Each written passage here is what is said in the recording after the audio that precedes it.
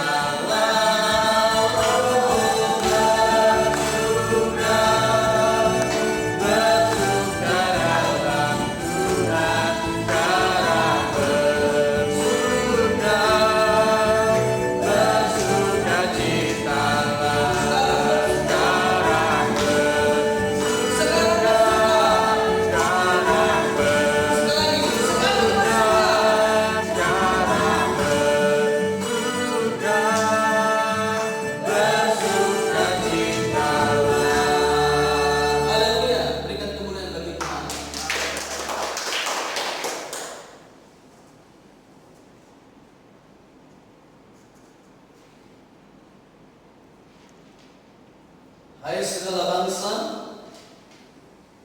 bertepuk tanganlah, elulukanlah Allah dengan sorak-sorai.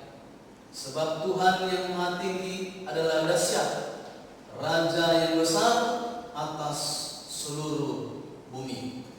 Pertolongan kepada kita adalah di dalam nama Allah yang menjadikan langit dan bumi. Turunlah kiranya atas kita sekalian anugerah dan damai sejahtera dari Allah Bapa dan dari anaknya Yesus Kristus dan Roh Kudus. Amin. Saya persilakan Bapak Ibu Saudara duduk. Mari kita bersama-sama berdoa doa pengakuan dosa. Mari kita mulai. Bapa kami yang di surga, dengan kasih-Mu Engkau telah menjadikan kami, dan dengan kasih-Mu Engkau telah menjaga kami, dan dengan kasih-Mu Engkau juga hendak menjadikan kami sempurna. Dengan rendah hati kami mengaku bahwa kami tidak mengasihi-Mu dengan segenap hati, jiwa, akal budi dan kekuatan kami. Kami juga tidak mengasihi sama kami manusia, sebagaimana Kristus telah mengasihi kami. Memang Engkau adalah kami, tetapi nafsu kami telah membuat kami lupa akan kehendak-Mu. Ampunilah kami Bapa, dan tolonglah kami agar kami bertobat dari dosa-dosa kami, dari hidup kami yang salah itu. Pimpinlah kami dengan Roh-Mu, agar kami dapat berlaku seperti yang Engkau kehendaki, sehingga kami dapat masuk ke dalam kemuliaan ciptaan yang sempurna. Demi Yesus Kristus Tuhan kami. Amin. Mari kita berdoa. Kami bersyukur kepada-Mu ya Tuhan untuk hari ke-28 di bulan Juni ini tahun 2020. Tuhan tetap setia memberkati, menolong, bahkan menganugerahkan kami kesehatan, kekuatan. Sungguh kami bersyukur kepada-Mu Tuhan. Lewat ibadah kami boleh memuji memuliakan nama Tuhan, dan kami akan disapa oleh firman-Mu yang akan disampaikan oleh hamba-Mu. Sungguh kami bersyukur kepada-Mu Tuhan untuk persekutuan kami lewat online ini. Terpujilah Tuhan, terpujilah Engkau. Inilah doa kami, di dalam nama Yesus Kristus kami telah berdoa. Amin. Mari kita bersama-sama mengikrarkan pengakuan iman Rasul kita. Mari kita mulai. Aku percaya kepada Allah Bapa yang Maha Kuasa, Khalik langit dan bumi, dan kepada Yesus Kristus, Anaknya yang tunggal Tuhan kita, yang dikandung daripada Roh Kudus, lahir dari darah Maria, yang menderita sengsara di bawah pemerintahan Pontius Pilatus, disalibkan, mati dan dikuburkan, turun ke dalam kerajaan maut, pada hari yang ketiga bangkit pula dari antara orang mati, naik ke surga, duduk sebelah kanan Allah, Bapa yang Maha Kuasa, dan dari sana Dia akan datang untuk menghakimi orang yang hidup dan yang mati. Aku percaya kepada Roh Kudus, Gereja yang kudus dan am, persekutuan orang kudus, pengampunan dosa, kebangkitan daging, dan hidup yang kekal. Amin. Tibalah waktunya kita akan memberikan yang terbaik bagi Tuhan lewat persembahan kita. Nats persembahan bagi kita terambil dari 1 Tawarik pasal 29 ayat 17. Aku tahu ya Allahku bahwa Engkau adalah pemuji hati dan berkenan kepada keikhlasan. Maka aku pun mempersembahkan semuanya itu dengan sukarela dan tulus ikhlas. Dan sekarang umatmu yang hadir di sini telah kulihat memberikan persembahan sukarela kepadamu dengan sukacita. Amin. Untuk mengiringi persembahan kita memuji muliakan nama Tuhan dari nyanyian rohani metodis nomor 125 yang berjudul Tuhan Ambil Hidupku.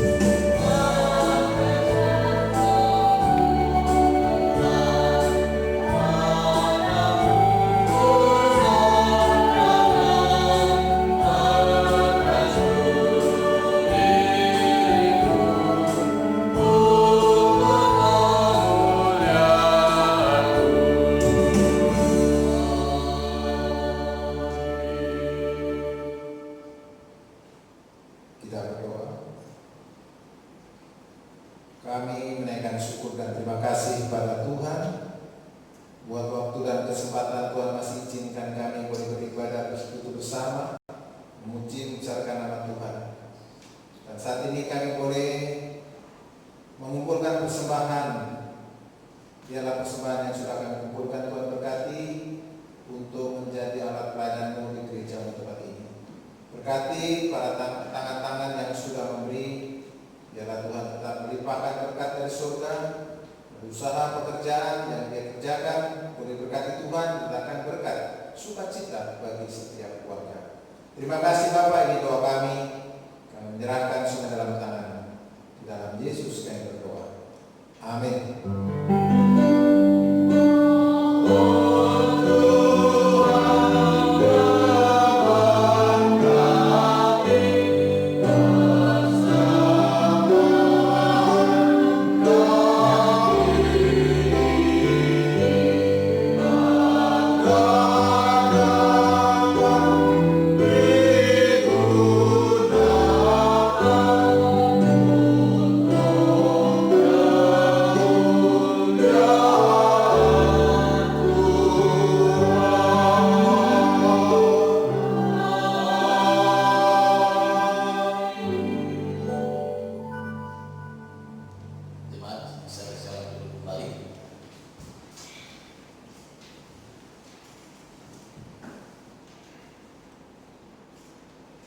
Tiba waktunya bagi kita untuk mendengarkan suara kebenaran firman Tuhan yang akan disampaikan oleh Bapak DS Pendeta Sanggar.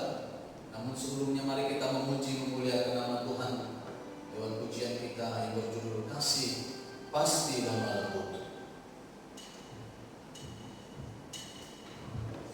Kasih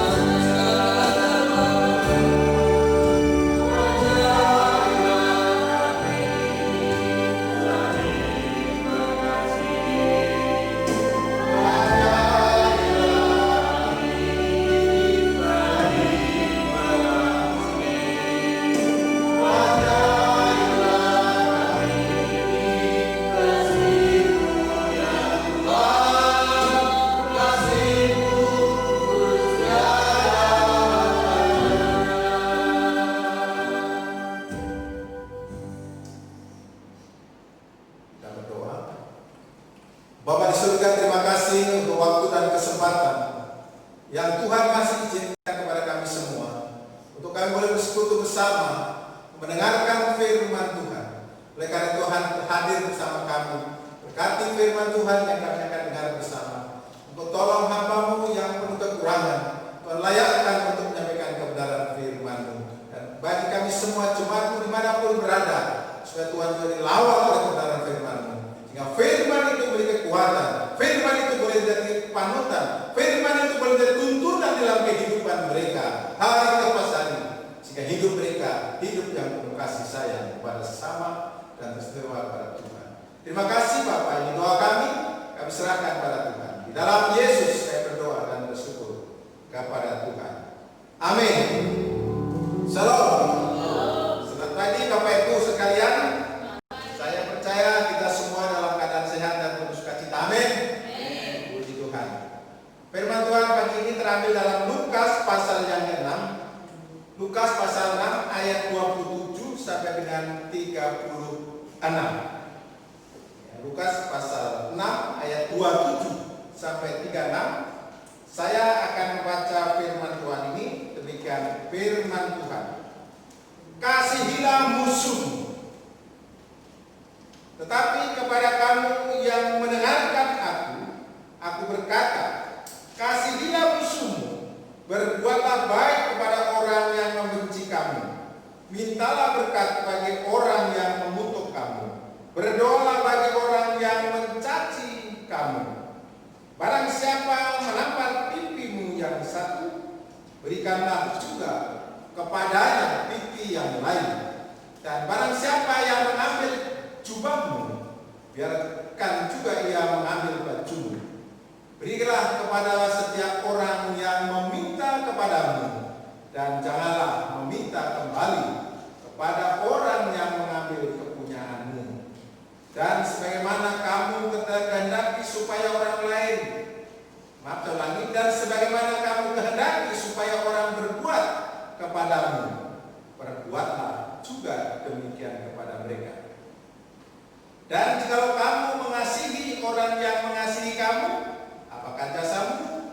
Karena orang-orang berdosa pun mengasihi juga orang-orang yang mengasihi mereka.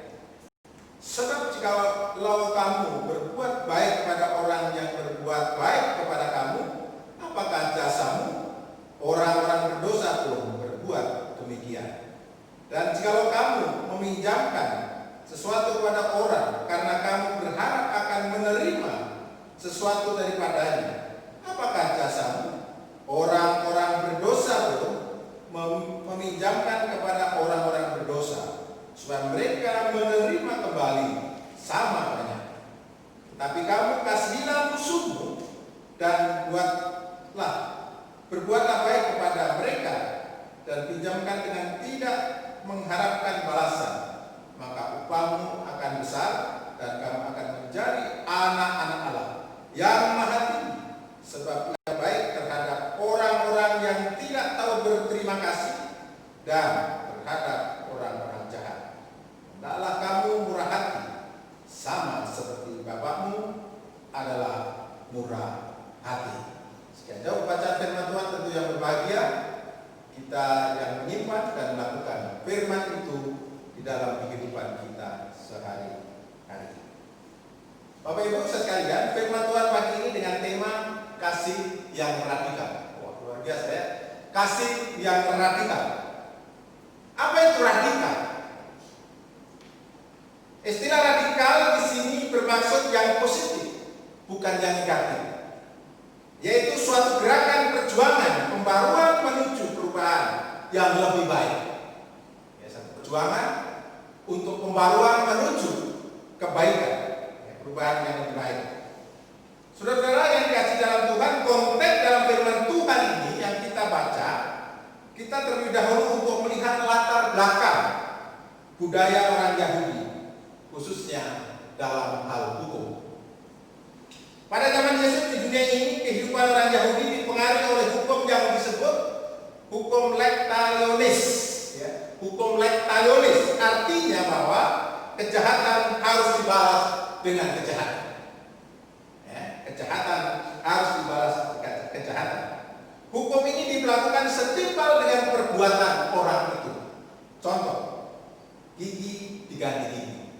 mata diganti mata. Di dalam Matius pasal 5 ayat 38 di sana ditulis begitu. Sementara kehadiran Yesus di tengah-tengah orang Yahudi, Yesus melawan hukum tersebut. Yesus mengajarkan yaitu kejahatan harus dibalas dengan kasih. Ya, kita baca tadi dalam firman Tuhan dalam ayat yang 27 sampai 31, tetapi kepada kamu yang mendengarkan aku berkata, kasihilah musuhmu, berbuatlah baik kepada orang yang membenci kamu, mintalah berkat bagi orang-orang yang mengutuk kamu, berdoalah bagi orang yang mencaci kamu. Barang siapa menampar pipi yang satu, berikan juga kepadanya pipi yang lain. Dan barang siapa yang mengambil jubahmu, biarkan juga yang mengambil bajumu. Berilah kepada setiap orang yang meminta kepadamu, dan jangan meminta kembali kepada orang yang mengambil punyaanmu. Dan sebagaimana kamu kehendaki supaya orang berbuat kepadamu, berbuatlah juga demikian kepada mereka. Saudaraku yang dikasih dalam Tuhan, hukum Lektoleonis mengajarkan kejahatan harus dibalas dengan kejahatan. Sementara hukum Kristus adalah hukum kasih. Kejahatan harus dibalas dengan kasih. Beberapa pengajaran yang kita lihat ini satu perbedaan yang sangat tajam. Satu sisi hukum yang mengajarkan kejahatan harus dibalas dengan kejahatan, tetapi Kristus mengajarkan kejahatan harus dibalas dengan kasih. Inilah yang disebut kasih yang radikal. Kasih yang berani melawan arus, berani melawan untuk menegakkan kebenaran walaupun nyawa taruhannya. Dalam Yohanes 4 ayat 18 di sana dikatakan begitu firman Tuhan.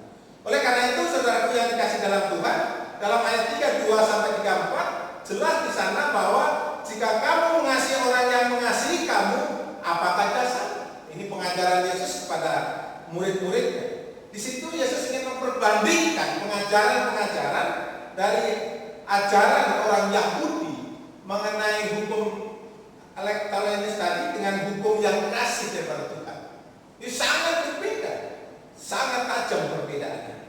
Oleh karena itu, apa artinya kata Yesus? Kalau kamu mengasihi orang yang mengasihi kamu, orang lain juga bisa.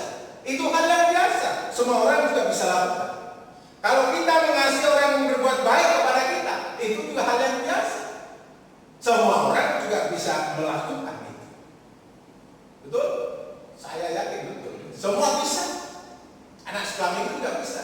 Orang itu baik, dia mengasihi, ya. Orang yang baik itu bisa, mudah, ya. Lalu saudara, kalau kita balik, bagaimana kalau orang yang jahat kepada kita, orang yang benci kepada kita, orang yang tidak suka kepada kita, orang yang kasar kepada kita, orang yang menjolimi kita, mencurigai kita, apakah kita bisa mengasihi orang yang seperti itu?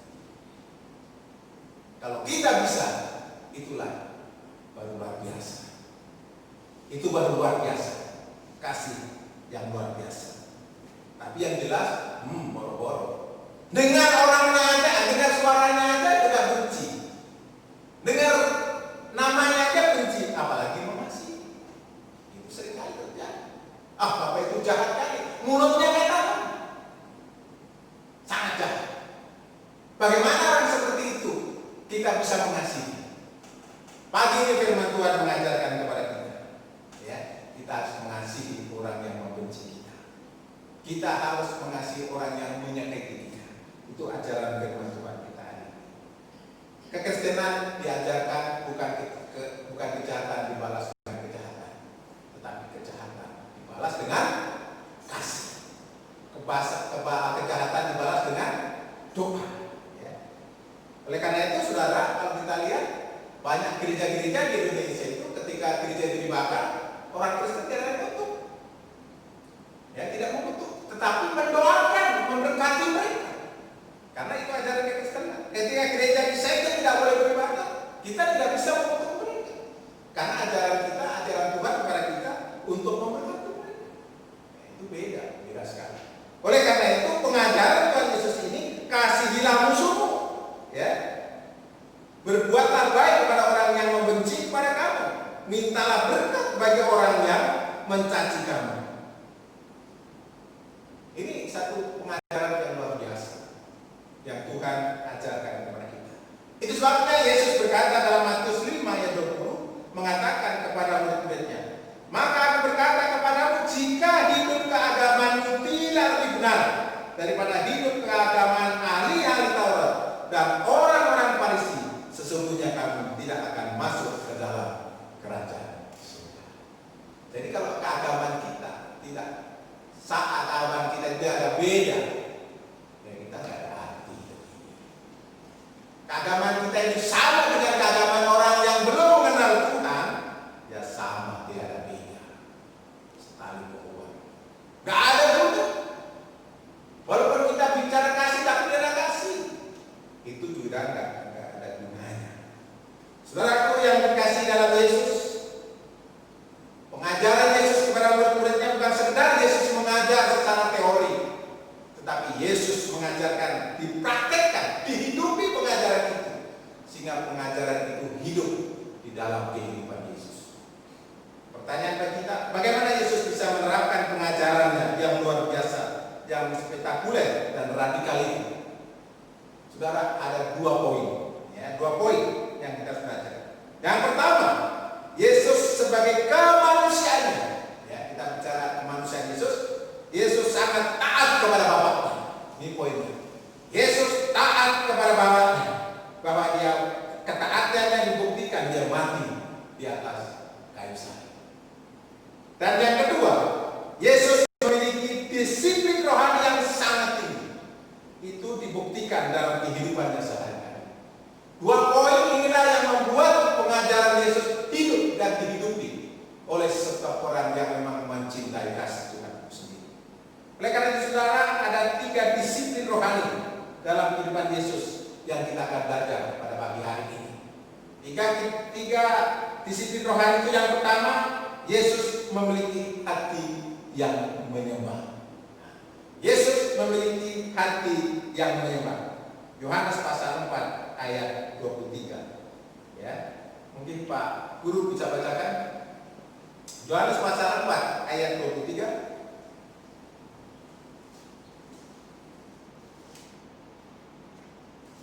Yohanes pasal 4 ayat 23.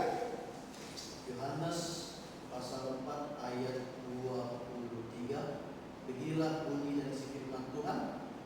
Tetapi saatnya akan datang dan sudah tiba sekarang, bahwa penyembah-penyembah benar akan menyembah Bapa dalam roh dan kebenaran, sebab Bapa mengendaki penyembah-penyembah demikian. Ya. Terima kasih. Yesus memiliki hati penyembah. Penyembah-penyembah sudah datang untuk menyembah Bapa yang di surga. Yesus memiliki hati yang menyembah. Nah, bagaimana kita bisa memiliki hati yang menyembah? Yesus memiliki 3 poin. 3 poin dalam kehidupannya yang saya catat. Yang pertama, bahkan lebih, Yesus hidup di dalam doa. Yesus kuat di dalam doa. Itu yang pertama. Kenapa Yesus bisa menyembah kepada Bapa? Yesus memiliki hati yang berdoa, memiliki sikap hidup yang berdoa. Nah, saudara, satu hari Yesus 3 kali berdoa. 3 kali Yesus berdoa. Yang pertama, pagi-pagi ia berdoa. Markus 1 ayat 35. Pagi-pagi benar Yesus berdoa. Ya, berdoa. Nah, saudara, bukan benar-benar pagi ia berdoa, tapi pagi-pagi benar ia berdoa. Apa bedanya? Pagi-pagi benar berdoa, apa bedanya? Benar-benar pagi-pagi berdoa atau benar-benar pagi berdoa? Itu ada suatu perbedaan. Perbedaannya adalah kalau benar-benar pagi berdoa itu artinya sekitar jam 4 Yesus sudah bangun. Kalau di tempat kita sudah ada beduk subuh itu ya, Yesus sudah bangun terlebih dahulu. Nah, itu pagi-pagi. Tapi kalau benar-benar pagi artinya bahwa itu jam 7 pagi. Nah, nggak mungkin Yesus jam 7 pagi. Nah, kebanyakan kita jam 7 pagi baru bangun. Nah, apalagi musim corona begini ya, jadi tidak ada yang mau dikerjakan. Ngapain bangun siang-siang kan begitu ya. Jadi pagi-pagi benar Yesus berdoa.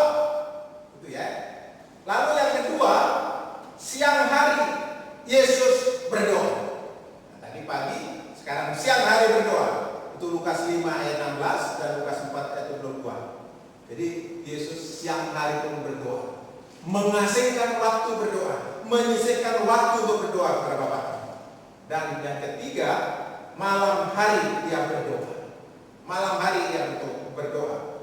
Matius 14 ayat 23 dan Lukas 6 ayat 12. Nah saudara, 3 kali Yesus berdoa. Pagi, siang, dan malam. Nah, Bapak Ibu sekalian, pertanyaan bagi kita, berapa kali sebagai orang Kristen, sebagai aktivis, sebagai pelayan Tuhan, kita berdoa satu hari? Berapa kali kita berdoa? Dan mungkin 3 kali juga, seperti makan obat, ya. Sarapan pagi, makan siang, makan malam, ya. Itu 3 kali berdoa. Tapi berdoa untuk makan, bukan untuk pelayanan. Tapi Yesus berdoa untuk pelayanan, karena Yesus tahu bagaimana menghadapi pelayanan itu. Tanpa kekuatan doa, tanpa kuasa doa, dia tidak mampu menjalankan kehidupan pelayanan. Sebabnya kita sebagai pelayan Tuhan, sebagai anak Tuhan, sebagai orang Kristen, harus kita mengikuti teladan Yesus, berdoa sehari 3 kali. Ada istilah yang mengatakan rajin berdoa malas berbuat dosa. Rajin berdosa malas berdoa. Kalau orang sukanya berbuat dosa, berarti tidak ada doa. Ya, tidak ada doa dalam hidupnya. Karena di sini katakan rajin berdoa malas berbuat dosa. Nah, kalau ada waktu baik untuk berdoa, bukan untuk berdosa. Amin. Mari kita pakai waktu, mengambil waktu saat teduh, berdoa kepada Bapa. Hal yang kedua, Yesus hidup berpuasa. Nah, hidup berpuasa, saudara. Hidup berpuasa, Matius 4 ayat 22 ayat 2.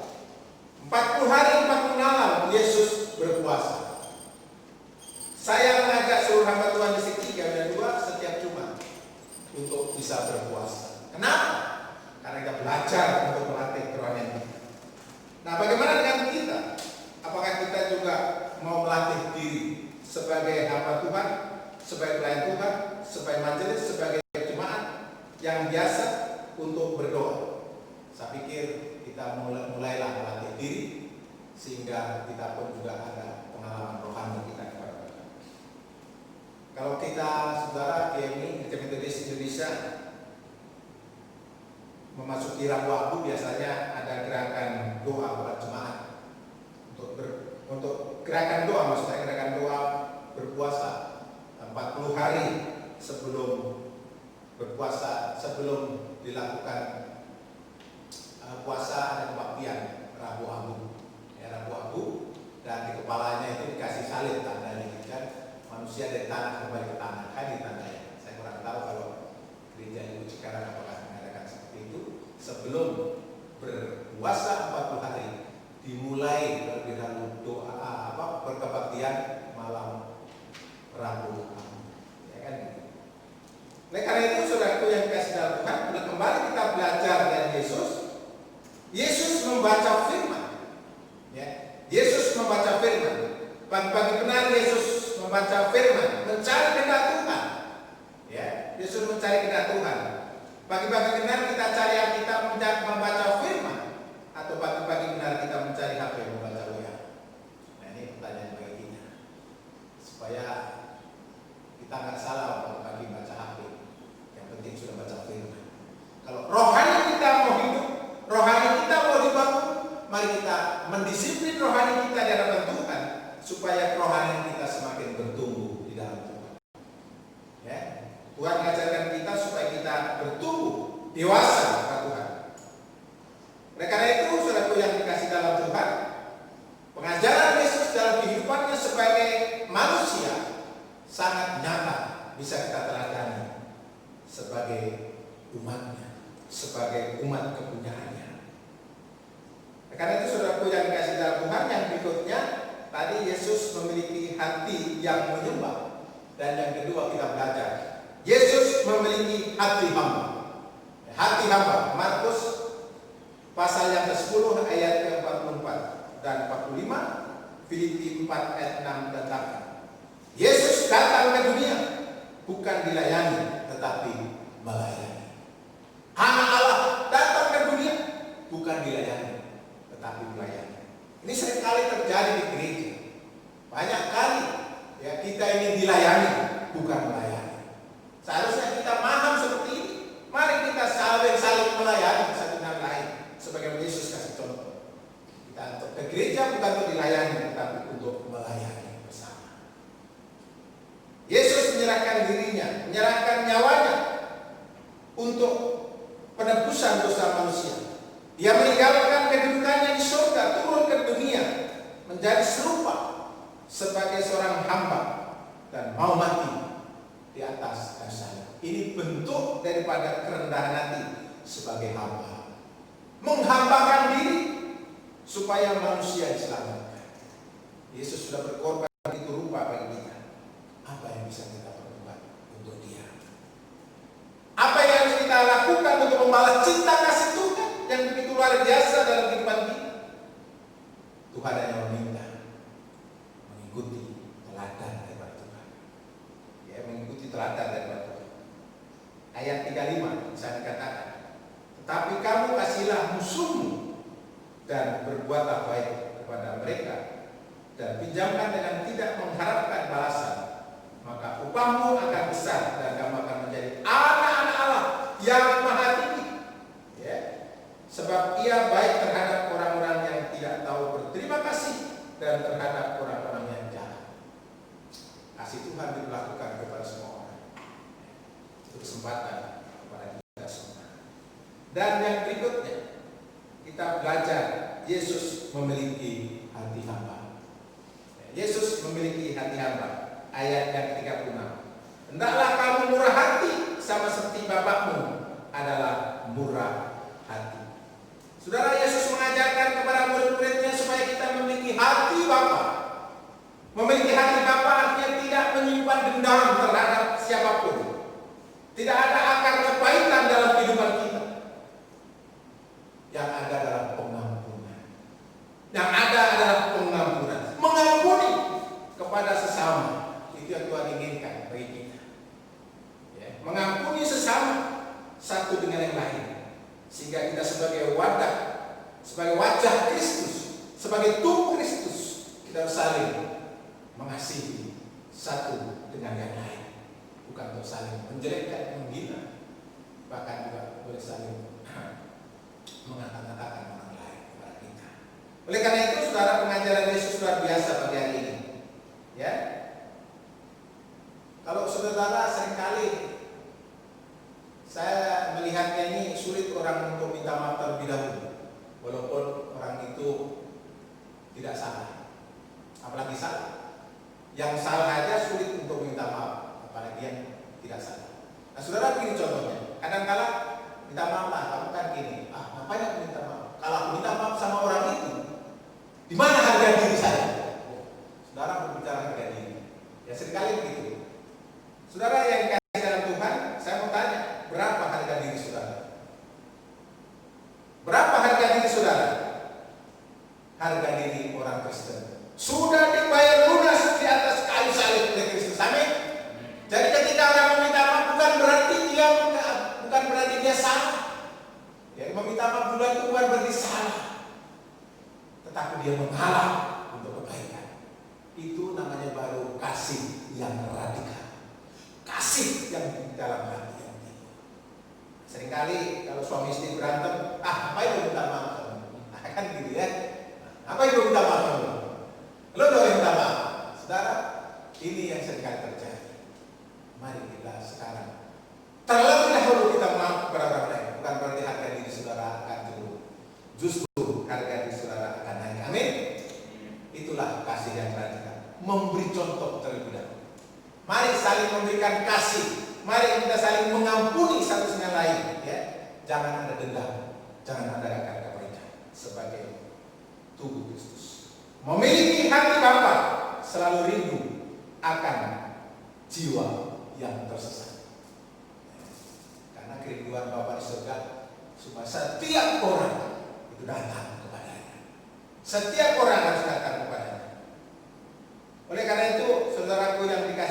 Tuhan, saya mengajak pada pagi hari ini firman Tuhan mengingatkan kepada kita semua supaya kita mengasihi orang yang membenci kita. Ini gak mudah, tetapi ini adalah tantangan bagi kita.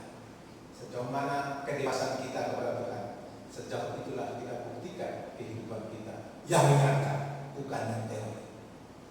Yesus mau yang nyata, bukan yang teori. Oleh karena itu, Bapak Ibu sekalian, kita harus ingat fungsi atau tugas gereja di tengah-tengah dunia, yaitu Matius 28 ayat 18-19. Itu adalah amanat agung yang harus kita kerjakan. Mencari jiwa, ya, mencari jiwa untuk kita di bawah Tuhan. Oleh karena itu, saudara, ini tugas berat bagi kita. Kita tahu gereja kita, Gereja Lipo Cikarang sedang membangun. Saya sudah bicara dengan Pak Asyam ketika selesai membangun, ada tugas yang utama, yaitu mencari jiwa. Satu keluarga, satu jiwa dalam 1 tahun. Dan itu tugas pokok gereja. Tugas pokok gereja adalah membawa jiwa-jiwa yang tersesat untuk kita bawa kepada Tuhan. Tugas bersama. Lalu bagaimana kita bisa melakukan hal itu kalau kita sendiri belum paham akan panggilan itu? Itu tidak heran kalau gereja sering berkelahi. Karena tugas pokok dilupakan. Ya, gereja suka bertengkar karena lupa tugas utamanya untuk mencari jiwa. Kalau kita sibuk cari jiwa, kita sibuk mencari domba-domba yang tersesat, saya yakin, saudara, gereja itu akan bertumbuh dengan besar. Kita adalah amanah, menjalankan amanah Tuhan kita, yaitu Yesus Kristus. Mari, saudara, kita jalankan tugas tanggung jawab kita masing-masing ke depan, program-program gereja, untuk kita satu dengan lain, bergandengan tangan, menyatukan hati untuk menjalankan tugas panggilan kita bersama. Kita doakan semoga pembangunan gereja kita dapat selesai dan kita lebih leluasa lagi untuk boleh beribadah, memuji dan membesarkan. Oleh karena itu, tugas kita bersama adalah mencari jiwa kepada Tuhan. Bagaimana caranya? Caranya di dalam Yohanes 12 ayat 2. Saya katakan, dan aku apabila ditinggikan dari bumi, aku akan menarik semua orang datang kepadaku. Mari kita tinggikan Yesus oleh kehidupan kita. Percaya kepada Tuhan akan menambahkan jiwa-jiwa baru. Tugas kita adalah meninggikan Tuhan dalam kehidupan kita. Bagaimana meninggikan Tuhan? Melalui kehidupan saudara untuk bersaksi kepada orang lain. Ya. Itulah firman Tuhan pagi ini mengingatkan kepada kita supaya kita sungguh-sungguh memiliki kasih yang radikal. Kasih yang radikal, kasih yang melawan arus. Kasih yang radikal adalah kasih yang memang berlawanan dengan dunia ini. Supaya kita dikasih Tuhan. Bagaimana kita bisa melakukan kasih yang radikal? Kita harus bisa belajar dari Yesus. Sebagai kemanusiaannya, Yesus memiliki teladan, itu taat kepada Bapa. Dan yang kedua, dia memiliki disiplin yang sangat tinggi. Disiplin yang sangat tinggi itu akan mengakibatkan dia memiliki hati yang menyembah, memiliki hati sebagai hamba, dan memiliki hati Bapa, supaya dia dapat menjalankan tugas-tugas pekerjaan. Semoga Tuhan memberkati firman ini dan menjadi kekuatan bagi kita, mengingatkan panggilan kita sebagai anak-anak Tuhan. Tuhan memberkati. Mari kita. Kami bersyukur dan terima kasih pada Tuhan untuk firman-Mu yang boleh kami dengarkan. Tuhan yang begitu mengasihi kami, sudah mengajari kehidupan kami yang sebenarnya. Supaya hidup kami berbeda dengan hidup dunia ini. Supaya kami memiliki nilai plus di dunia ini. Karena kami adalah milik Tuhan. Kami kepunyaan Tuhan. Kami mau bersaksi dipakai oleh Tuhan kepada dunia ini. Dan karena Tuhan mampukan dengan kuasa-Mu untuk kami boleh menjalankan kehidupan kami ini. Menjadi terang dan garam di tengah-tengah dunia ini. Terima kasih ya Tuhan. Berkati firman-Mu ini, berkati kami semua. Di dalam Yesus kami berdoa dan bersyukur kepada Tuhan. Amin.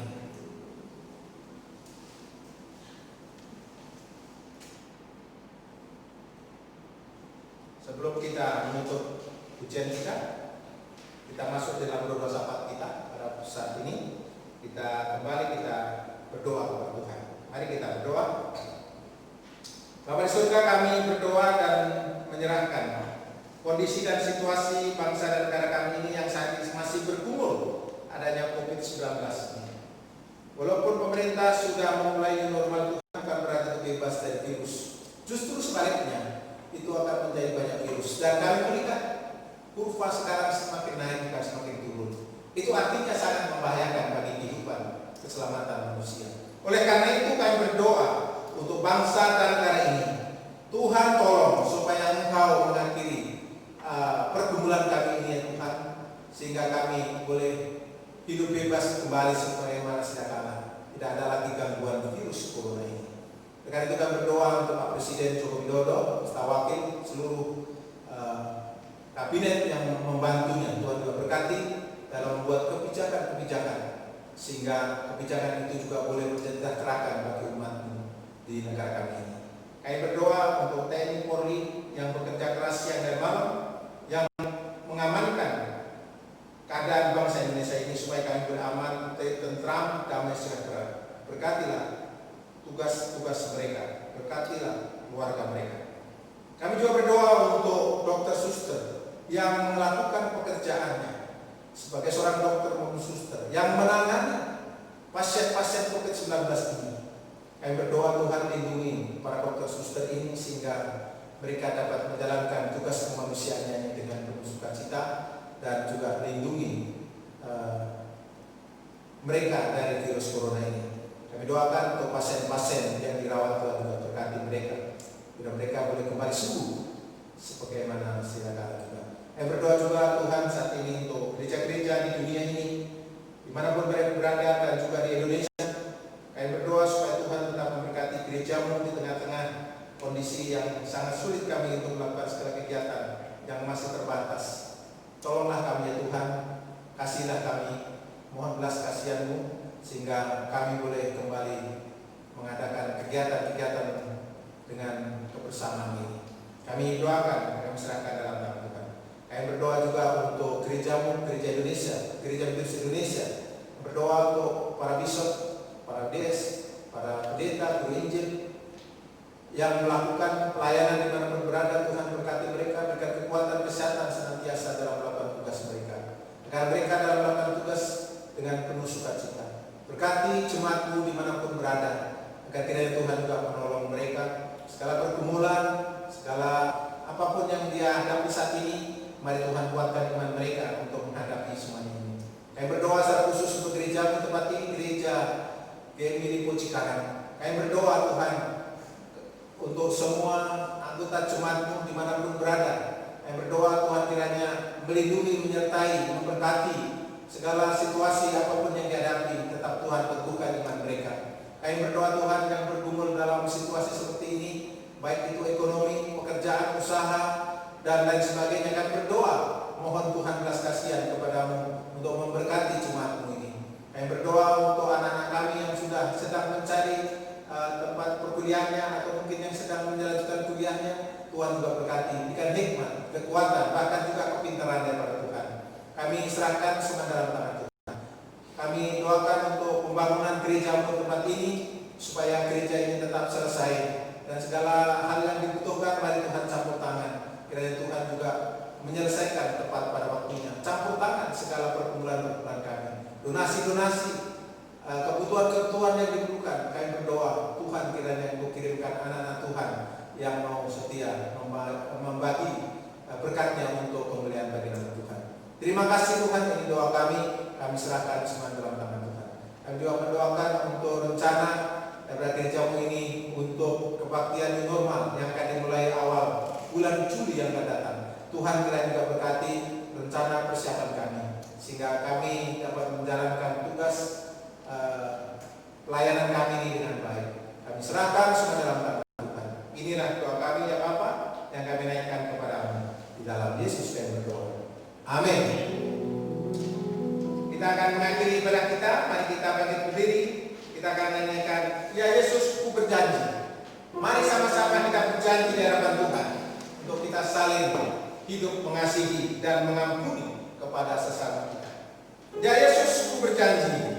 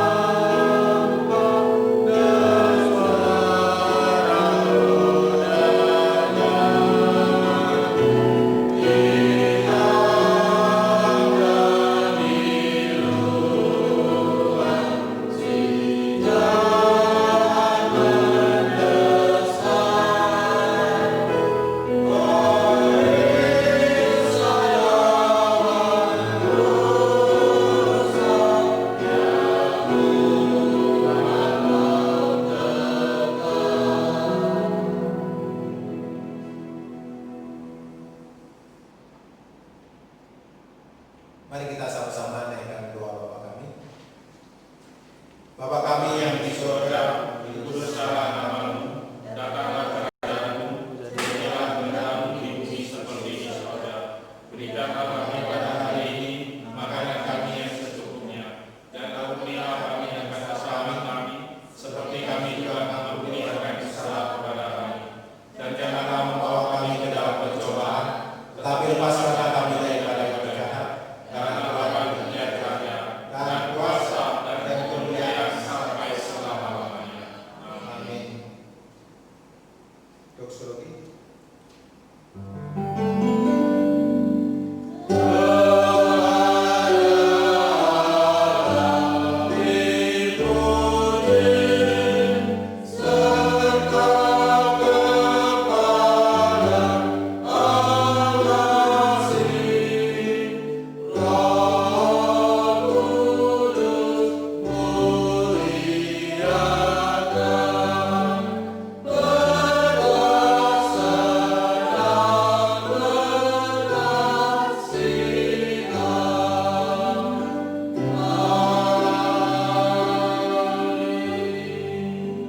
Sidang jemaat yang kekasih dalam nama Tuhan kita Yesus Kristus, lakukanlah firman Tuhan yang kau telah dengar pada pagi hari ini, dan biarlah hidupmu semakin bertambah hikmat di hadapan Tuhan dan senantiasa taat setia akan firman Tuhan. Jadilah berkat dimanapun saudara berada, dan bukalah hatimu, terimalah berkat yang daripada Tuhan. Kiranya damai sejahtera dari Tuhan kita Yesus Kristus, pengasihan dari Allah Bapa, persekutuan, penghiburan, kekuatan dari Roh yang Kudus, itulah kiranya yang memberkati kamu sekalian dari saat pagi hari ini bahkan sampai selama-lamanya. Amin.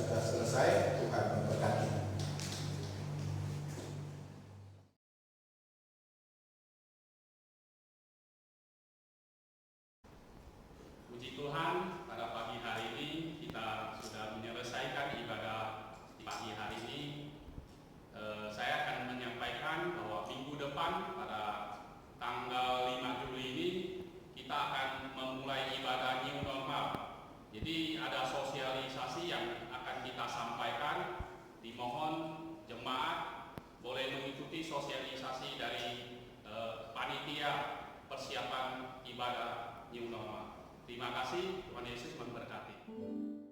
Selamat pagi, kami petugas pelayanan hari Minggu tanggal 28 Juni menyampaikan kepada seluruh jemaat GMI Cikarang, selamat hari Minggu, Tuhan memberkati.